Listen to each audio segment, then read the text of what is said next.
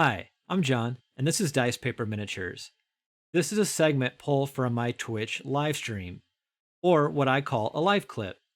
These are typically segments pulled from the live stream that focuses on one specific topic from that live stream.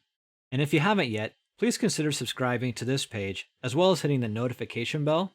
And then, if you want to see the entire live stream, I highly encourage you to also follow me on Twitch at Dice Paper Minis. Thank you so much. Now here is today's live clip.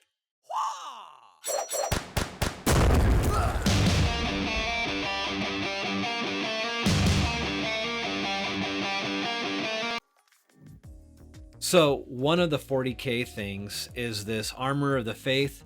Now, I was collecting the new Sisters of Battle stuff. When that collector's box came out, I actually got one of those. I kind of flop on whether or not I wanted to keep it for Kill Team or maybe use it as a starter set to kind of ease into 9th edition. Ultimately, I sold my collector's box, but the sculpts, these models are amazing. So we'll take a look at these here too.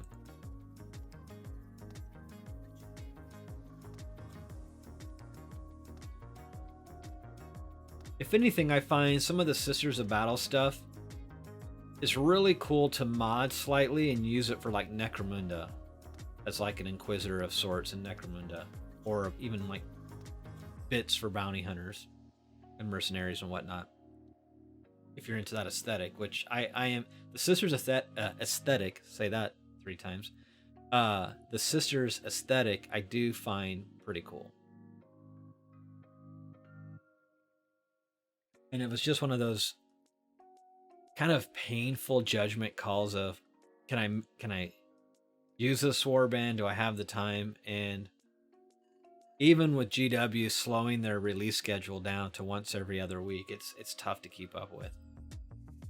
Especially since even like the new Blood Bowl Season 2 box set, the models I think in the new box set are amazing as well, but gone are the days of just either a single model or a couple pieces to assemble. There are so many pieces to put together, and if you're even remotely OCD about things, the amount of cleaning it takes to like and gap filling is pretty intense. I'm not so worried about it because I'm trying to keep my stuff lately more tabletop quality than display quality.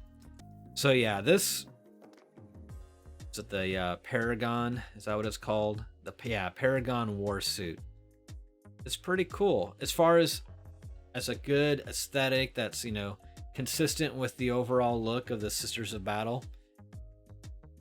Yeah, this is awesome. I think it fits right in. It's really consistent. It makes sense. It makes sense within understanding how do you need to be like have your body put into a larger metal robotic body? No, but that's what you do in the 40k universe. So yeah, in within that context, it makes a lot of sense.